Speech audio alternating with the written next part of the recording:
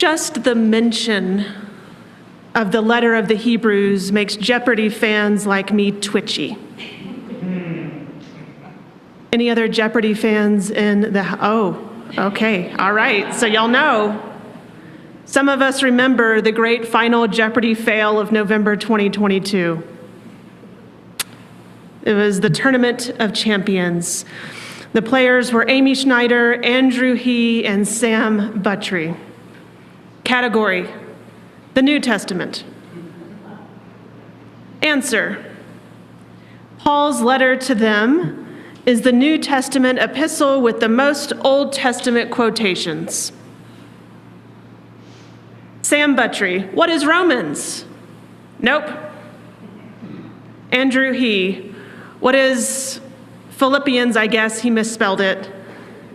Nope. Amy Schneider: what is Hebrews? That is correct. I remember staring at my television with my jaw dropped. Why? Because first of all, the New Testament epistle with the most Old Testament quotations in it is Romans. Secondly, there is general scholarly consensus that Paul did not write Hebrews. The authorship of Hebrews is unknown. Of course, there are many theories as to who the author or authors are, but there's overwhelming evidence that Paul, or even the lineage of Paul, did not. Oh, Jeopardy failed me. And Twitter got busy right after that aired. I invite us today to entertain for just a minute that whoever wrote Hebrews, the ancestors collectively inspired Hebrews. The name says so itself, Hebrews. The letter even begins this way: in the past, God spoke to our ancestors through the prophets at many times and in various ways. Hebrews is about past faithfulness to inspire ongoing faithfulness.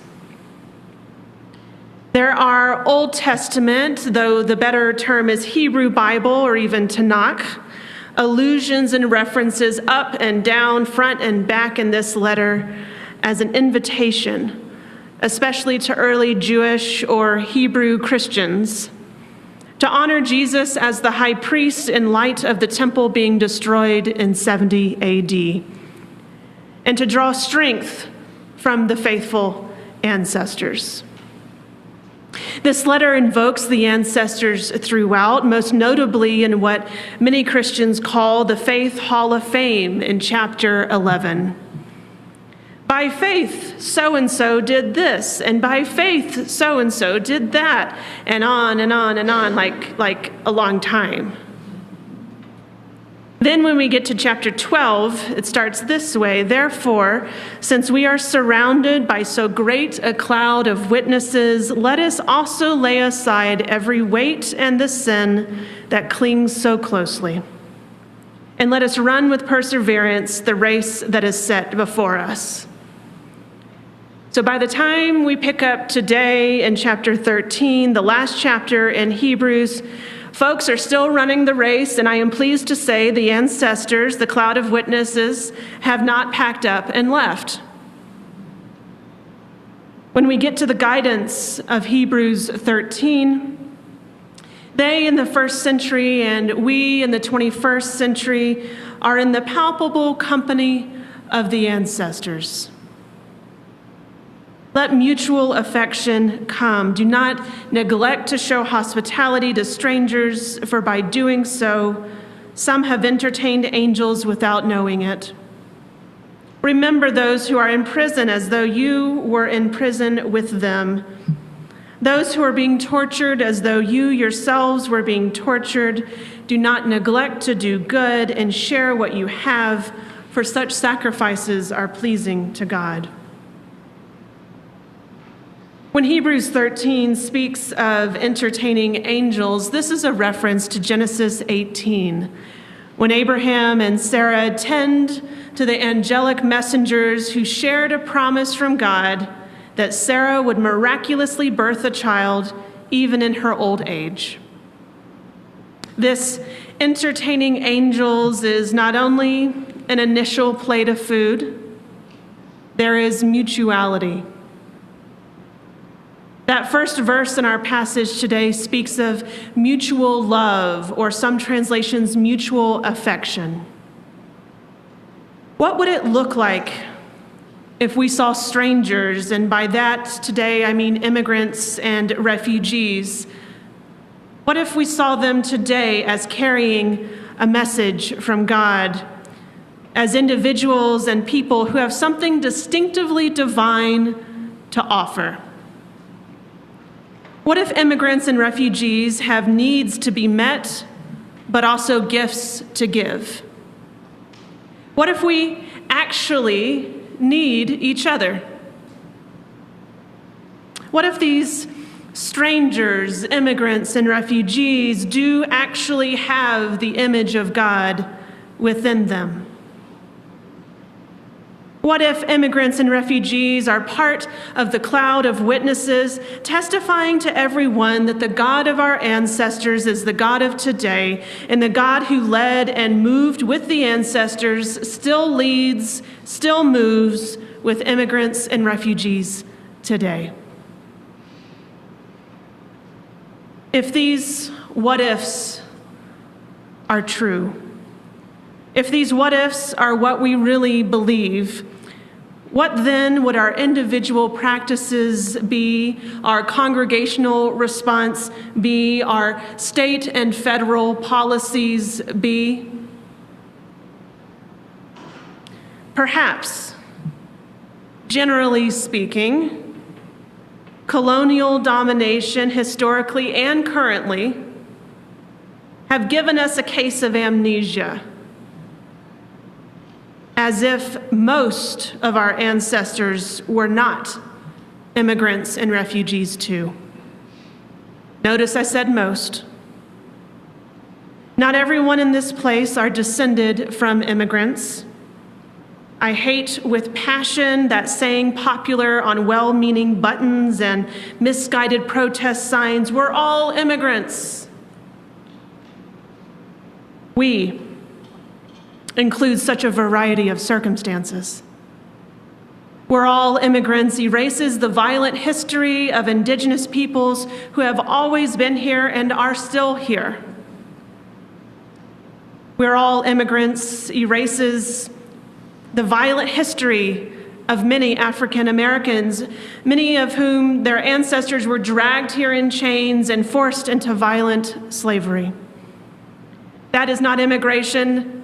That is kidnapping in the name of colonialism, which is a very visible manifestation of white supremacy and Western domination. And indigenous peoples, there was nothing new nor needing to be discovered in the so-called New World. European settlers, or squatters if you like, are immigrants on this continent. No, we're not all immigrants. Those of us who do come from family lines of immigrants have a particular responsibility and opportunity, though, to welcome today's immigrants.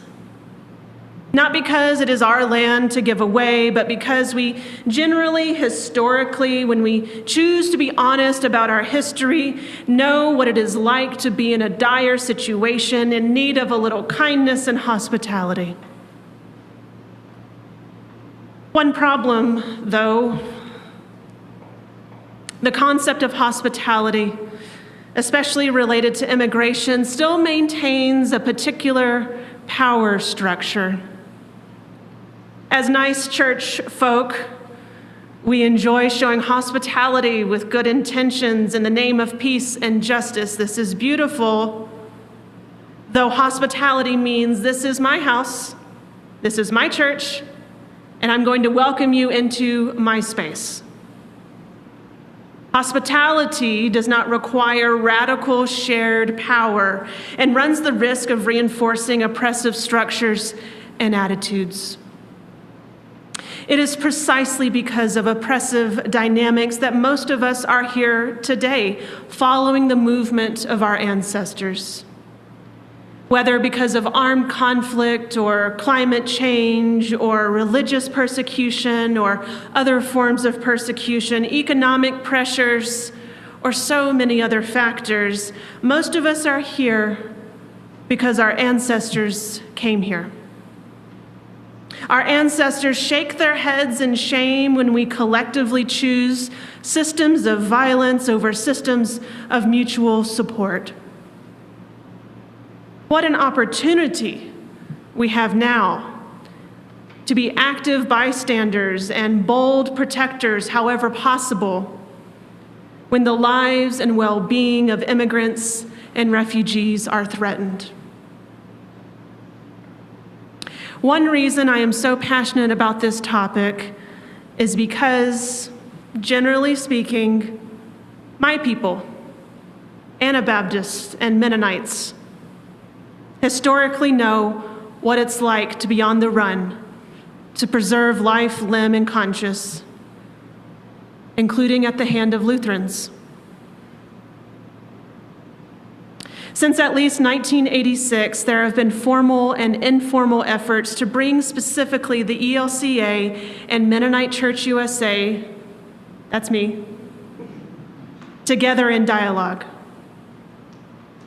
Specifically, the Liaison Committee was tasked to reflect upon ways to heal the memories of 16th century conflict, to examine the condemnations of Anabaptists found in the Book of Concord, to determine if they apply to Mennonites today, to discuss baptism and church-state relationships, and to identify other theological issues that might divide these two church bodies. It is by healing that we become healers. When we faithfully engage with the memories of the ancestors, we are invited to turn toward one another so that we can all more faithfully not neglect to do good, but to share what we have as a pleasing sacrifice to God. The summary report of the Evangelical Lutheran Church in America, Mennonite Church USA Liaison Committee, you know church folk came up with that name because it's so long. The summary reports about 20 pages of historical and contemporary truthfulness. Section 26 says this: Lutherans and Mennonites recognize that we are inextricably woven into and beneficiaries of modern culture and society. Neither tradition proposes an isolationist relation between church and the world. Both traditions understand the deeply communal nature of human life and seek in their divergent ways to nurture communal practices that both reflect and represent the gospel to the wider world. May we, Lutherans, Mennonites, undecideds, and others,